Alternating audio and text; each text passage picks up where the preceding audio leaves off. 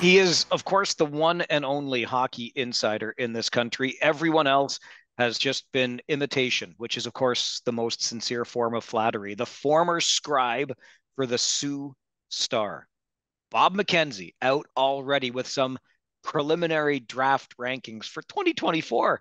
Bobby Mack, Bobby Margarita. It's like 9 months away, but this is why we love the game at this level.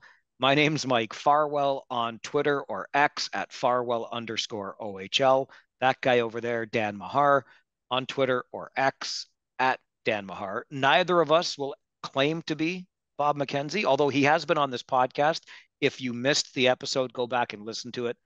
Awesome stuff. But Dan, when we look at Bobby Margarita's preliminary draft rankings, I guess defense is served in the Ontario Hockey League this year. Dickinson, Perek, and your buddy Henry Muse out of Ottawa, all in his top half of the first round. Yeah, so the reason we go to Bob's list, as you noted, was he's got the best track record in the business for nailing these things. He talks to a lot of people, and they're an amalgamation of these opinions from trusted scouts he has, and it usually parlays into what we see at the draft. So yeah, Bob released only his top 16, the top half of the first round. So these are the elite of the class of 2024. So just 16 players across the globe, the best ones he has ranked. Three of them defensemen from the OHL, which would kind of we teased earlier when we looked at the under 18 tournament and who was coming up. It was going to be a banner year for the OHL, especially on defense. And yeah, he has Sam Dickinson in at 5, Zane Perek at 14 currently, and of course Muse at 16. And he did throw out, I believe, 4 or 5 honorable mentions, and he had a forward in there. He had Beckett Seneca of Oshawa in one of his honorable mentions, suggesting he would be a surefire first rounder at this point. But just a pretty incredible thing to see 3 defensemen from the OHL in the top half of the first round on the very preliminary rankings. Speaking of teasing things, this would be a good opportunity for us to remind you that when we get into regular season form here, our weekly Tuesday episodes will include our prospect of the week. So the draft eligible player, NHL draft eligible, that is, of course, player that Dan and I think had the best week for whatever reason. And then you can email us OHL podcast at Rogers.com and tell us how dumb we are, how far off the mark we were, whatever the case may be. But in all honesty, Dan, that's what makes watching the game at this level so much fun. So Bob comes out with his preliminary rankings of the top 16 before the OHL or the CHL season even starts. Obviously, the European players we won't be able to keep our eyes on, but certainly here in North America and in rinks around the Ontario Hockey League, we have those 3 plus maybe the honorable mention to keep our eyes on. We can track the progress, see what we see in these players, see where they go in the draft next June. And then, of course, the most fun I've always had is watching them in the pros once they turn pro. It's the game that I think everybody loves to play at this level. Is he going to make it, and where will he be drafted? Yeah, and we all know, we should just preface this right up front, that the lists change a phenomenal amount from right now to when the draft actually occurs. And you can go over any draft over the past 20 years and you can see what the preliminary preseason rankings look like versus the final. There are players that weren't even listed for the draft, weren't even ranked for the draft, that end up going first round. There's a whole whack of Russian players right now currently making an ascent up the early season polls. So a lot's going to change. That's not to say it's a massive disappointment if these 3 OHL defensemen don't go in the top half of the first round, but quite an honor. And I was really happy to see Bob's list had Dickinson at 5.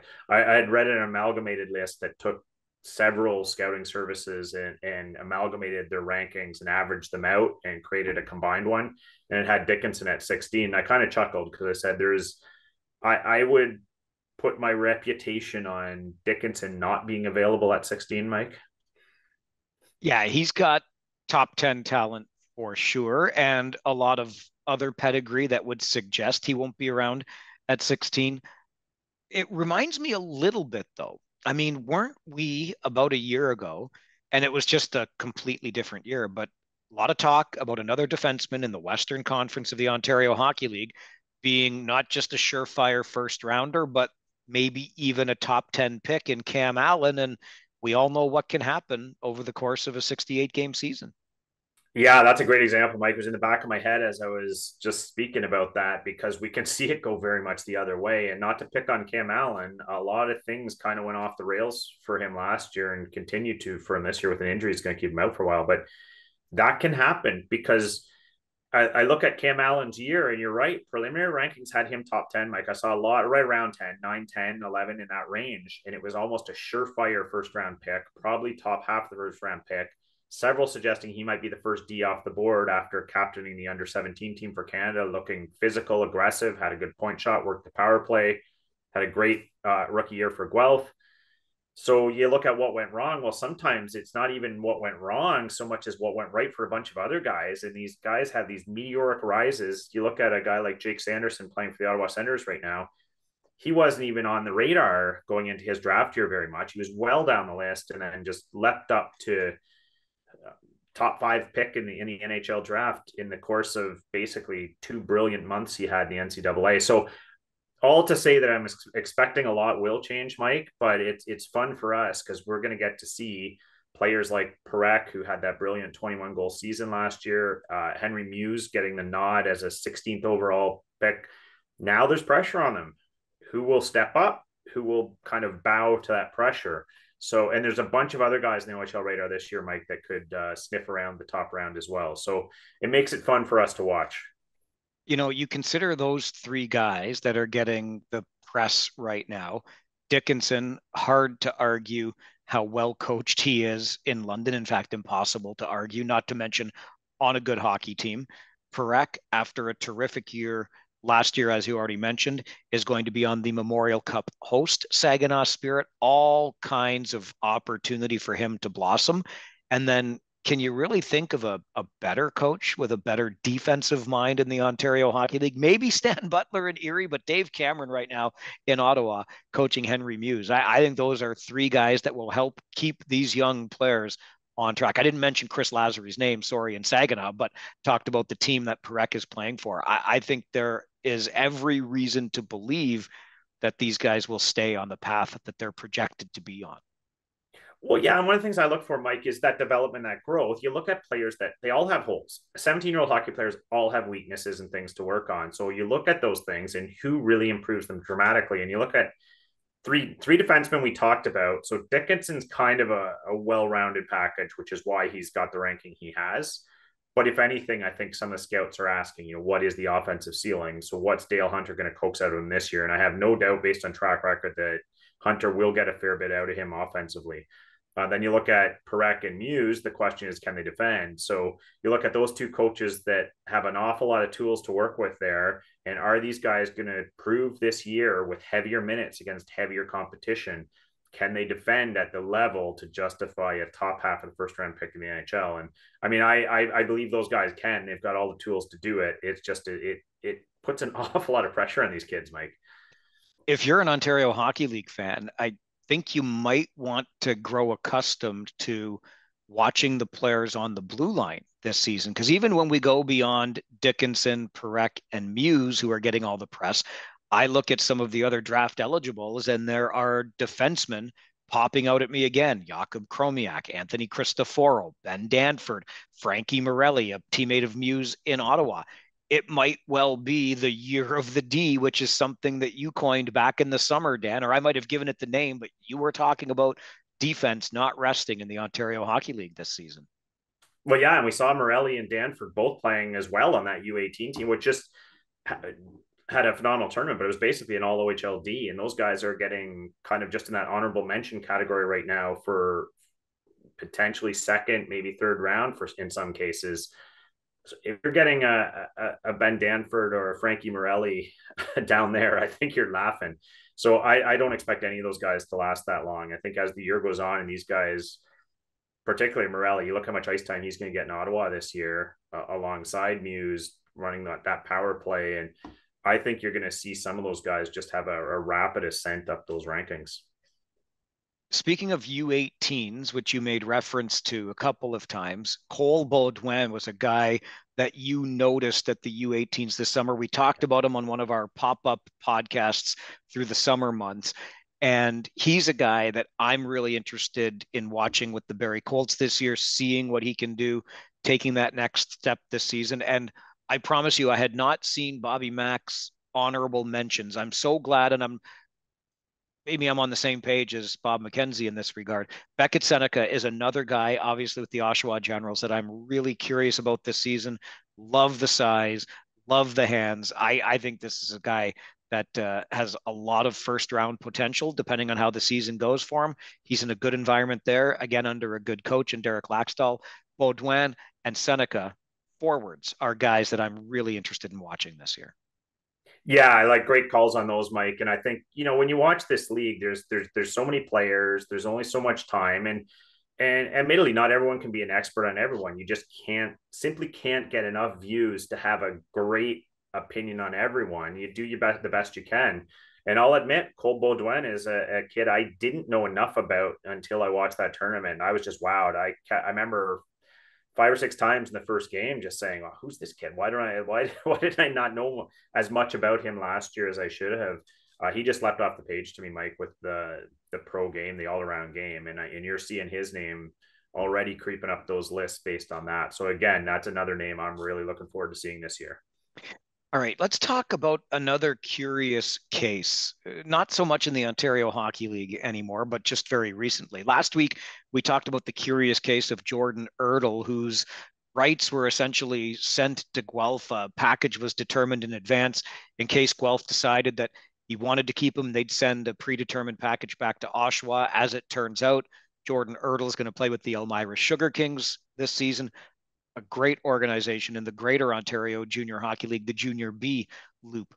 This time we look at a player that was in the Ontario Hockey League last year, and by all accounts, is not going to be in the Ontario Hockey League again this year, but maybe should be. And what makes the case of Philip Machar even more interesting to me, Dan, is last year, this was a guy that the Rangers, Kitchener Rangers, you could argue, took a bit of a flyer on, assuming that he would come, or if he came, that he would be a key piece of the puzzle. He didn't come right away, but eventually he did. And because there was that delay, I remember Jeff Merrick was the first one to report it. And even after he reported it, there were some skeptics that said, no, it's not happening.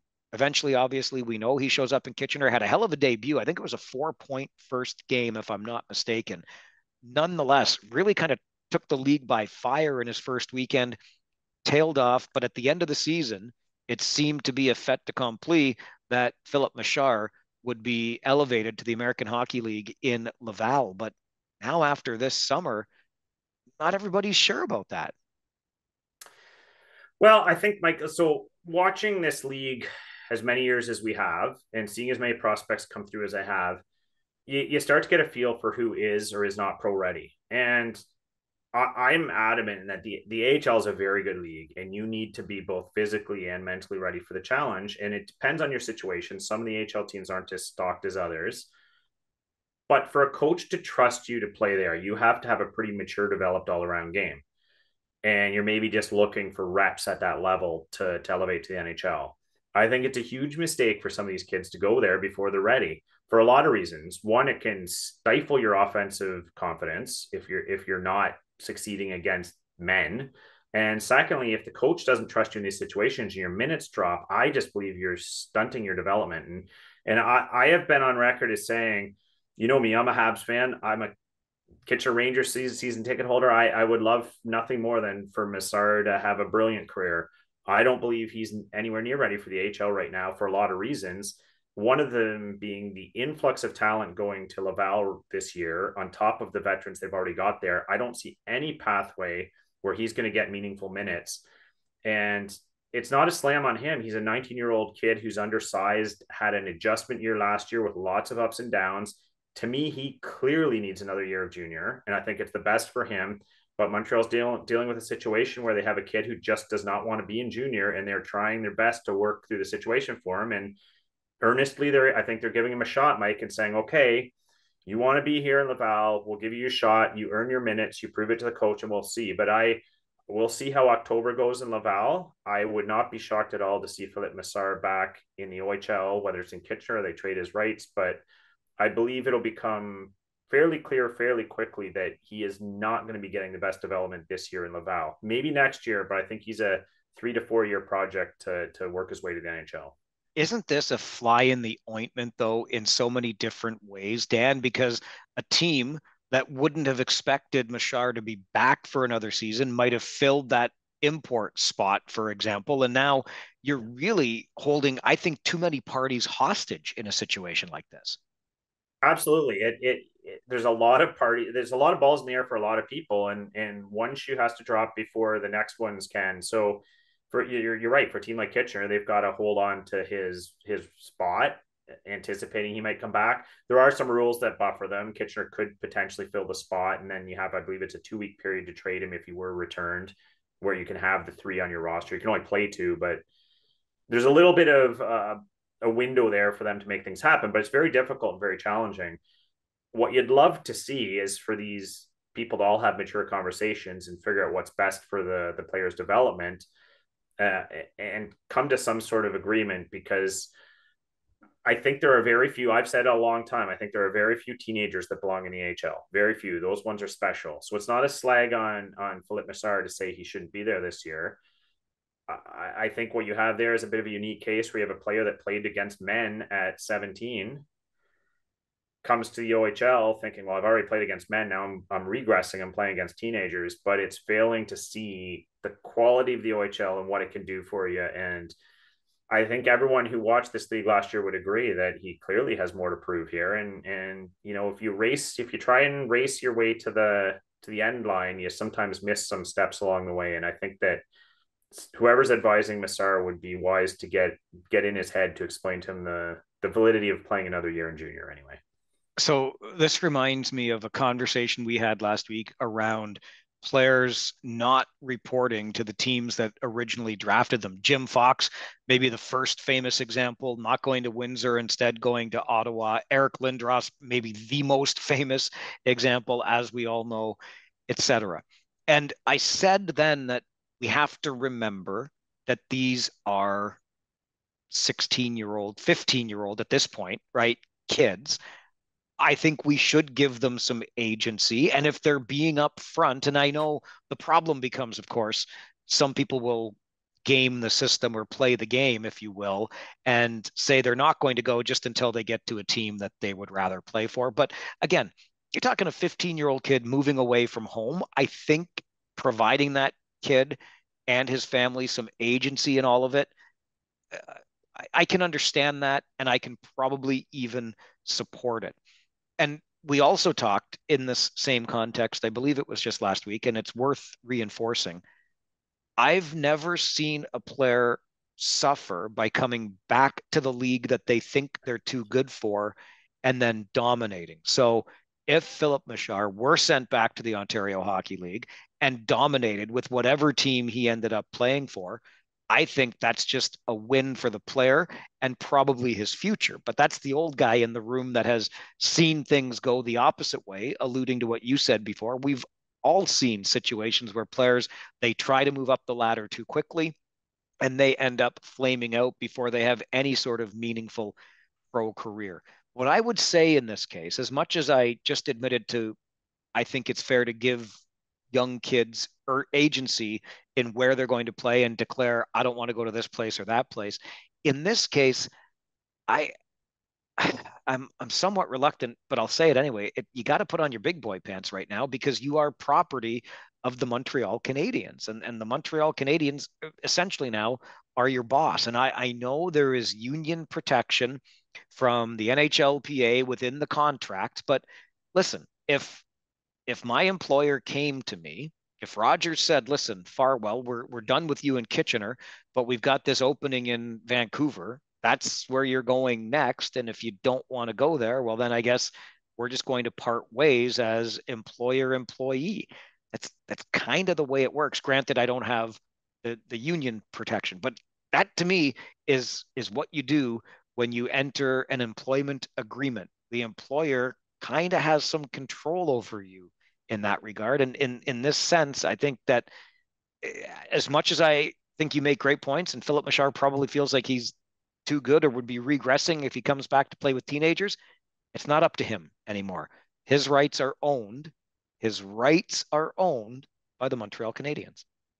Well, you're absolutely right, Mike. And I've add another piece to that, which is also very important to set the context, is that the Montreal Canadiens are not just taking an employee and trying to stunt his growth or shuffle him off somewhere because they're not interested.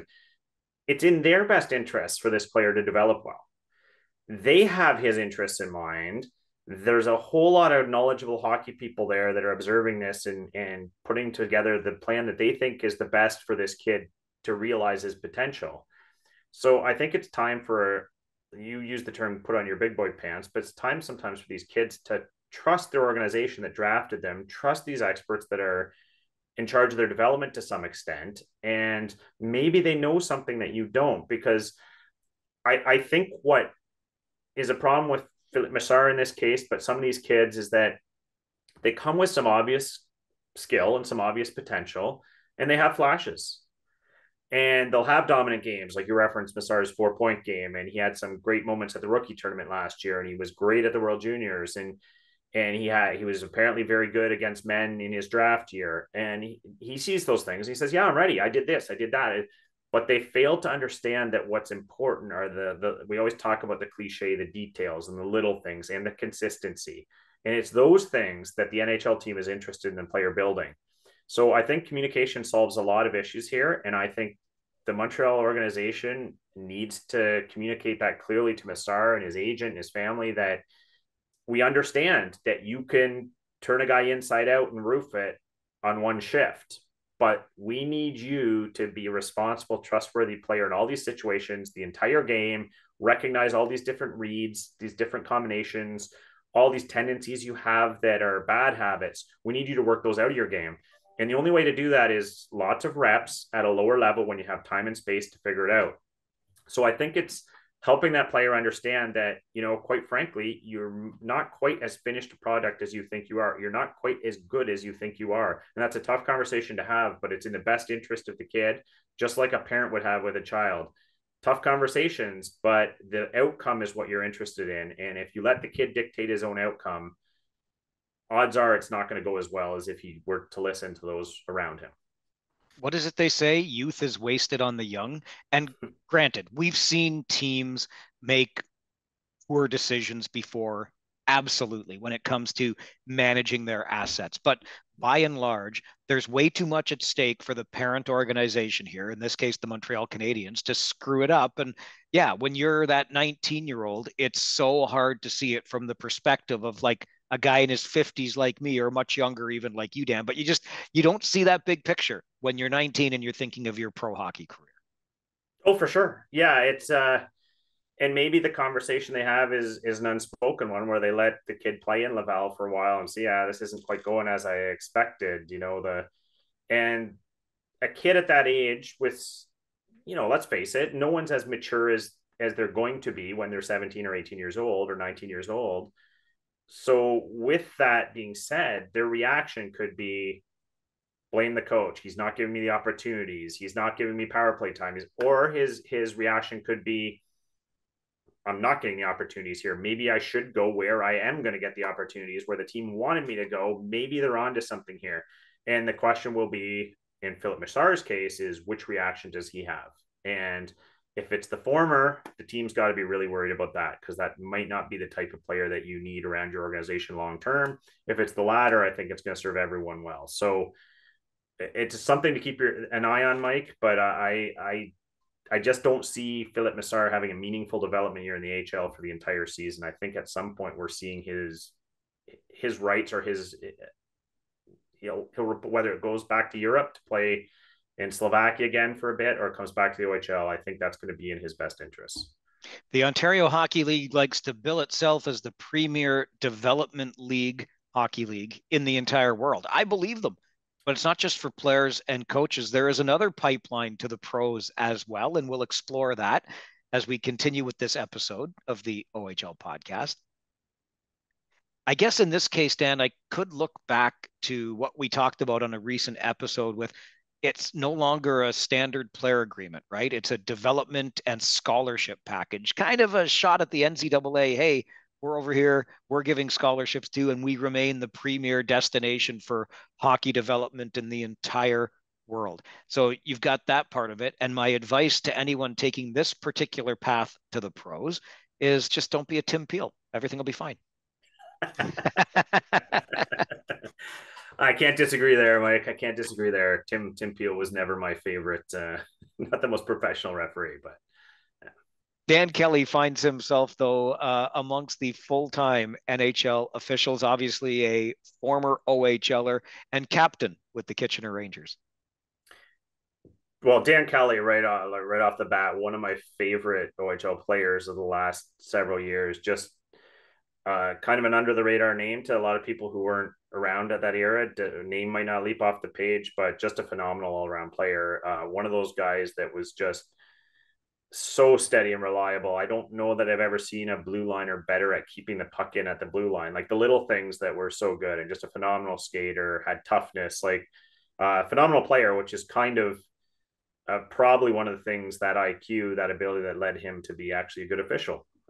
You need those kind of traits to morph into that game. So it's nice to see Dan Kelly make that transition to NHL linesman.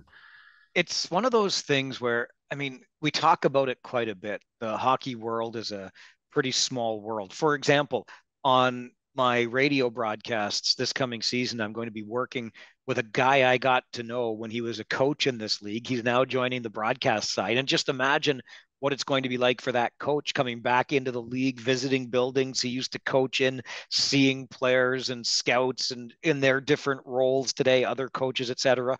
Paul Fixter is the person that I'm talking about joining our broadcasts on City News 570. But I used to I used to tease Joel Washkarak so much. And he's been on this podcast now, of course, a scout with the Ottawa 67s, was a former ref in the Ontario Hockey League, and was a guy whose games I called when I was a post-secondary student studying broadcasting at Conestoga College in Kitchener. They had a hockey program still back then in the old OCAA, the Ontario College Athletics Association, the Conestoga College Condors, and Washer was the star of the team. Like he was on every one of my highlight reels that I made trying to get jobs in the industry. Anyway, so I'd see him through the league. It was great fun. And you look at guys today who once played in the league, and I'm talking major junior now, and are back as officials in that league. And sometimes, in the case of Dan Kelly, who was drafted by the New Jersey Devils, but it wasn't going to work out for him hockey wise. And somewhere along the lines, somebody said, "Hey, you can skate decently well here. Have you ever thought of being an official?" And the next thing you know, you're on the pipeline to the pros by going the officials route. As you said, now a full-time NHL linesman. I remember running into Dan at an arena. This goes back a few years, and it was late. We were coming back from a road trip, and he was in the arena for whatever reason. But stop, catch up, and listen. It's not necessarily a glamorous life. It's not an easy life. He says he spends more time in hotel beds than his own, but you make decent money at it. You're still in the game that you love. You're just on a different side of it. And dare I say, you can hang around a whole heck of a lot longer as a liney than you can as a defenseman going after pucks in the corner. Yeah, imagine that. Eh? You get all the excitement of the NHL and just fewer punches to the head, hopefully. But yeah, it shows that when you come up through hockey, there are lots of career pathways that you can choose if the playing portion of it doesn't come to fruition. And this is case in point. We see so many guys who end up in the coaching ranks, tons of them end up in the scouting ranks, and these others who are obviously pursuing things through the officiating ranks. The one thing I will add to this is if we want to continue seeing former players, or frankly anybody, pursue a path to the pros as an official, we had really best learned to dial it back about 30 or 40% on our enthusiasm for booing them. Look, I'm all for the occasional "ref you suck" chant when it's really warranted, but some kids, and we've talked about this before, Dan, have started to abandon the officials path way early, like not even 20 years old yet, because they're out doing junior B, junior C, uh, MD, AAA, like you name it, games with kids. not even in major junior, and they're getting abused. And I use that word deliberately, abused by fans, AKA parents. And it's just not worth it to these kids. If we don't start treating them better at those levels, we're not going to have any Dan Kellys or anybody else coming up through the ranks. It's still sickening that anyone thinks it's okay to level that kind of abuse at an official of any sport. And I've heard of some tournaments now, some of my colleagues in the coaching ranks have been to tournaments where if the parents are getting on the referees, the coach gets kicked out. And that's just the policy now. And some of the coaches said, well, why do I get kicked out? Because they're yelling. And the policy states that, well, if your parents can't behave, then you need to go over there and control them. So it's kind of a sad statement that this kind of thing needs to happen. But it actually kind of ties full circle. You're absolutely right. We want to develop these officials, and it's a great opportunity for kids to get their work experience as an official and stay in the game. But just to tie it full circle to the Dan Kelly thing, and I know there's some people probably watch this podcast that say, Dan Kelly, isn't that the guy that manhandled Michael Bunting and a lot of Leaf fans in Ontario that were just livid at Dan Kelly? Oh, this guy shouldn't be in the game. Some of the vitriol I saw online over that incident. And quite frankly, I mean, you know that Dan Kelly, you know him personally from some of the work he's done for you on your CF efforts and whatnot. Just a terrific guy. And frankly, doing his job that night, you have let's just call it what it is. You have a pesky, petulant player who was trying to re-engage in a scrum multiple times. It's not an easy gig being a linesman trying to separate these. He's got multiple fires going on. He's trying to put them out one by one. Guy coming back into the fray, and he wrestles him off the ice, doing his job.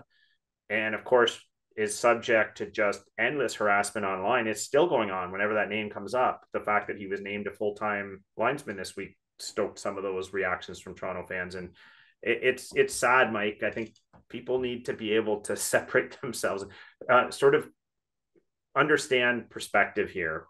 Minor things in a hockey game should not define a human being, and particularly an official.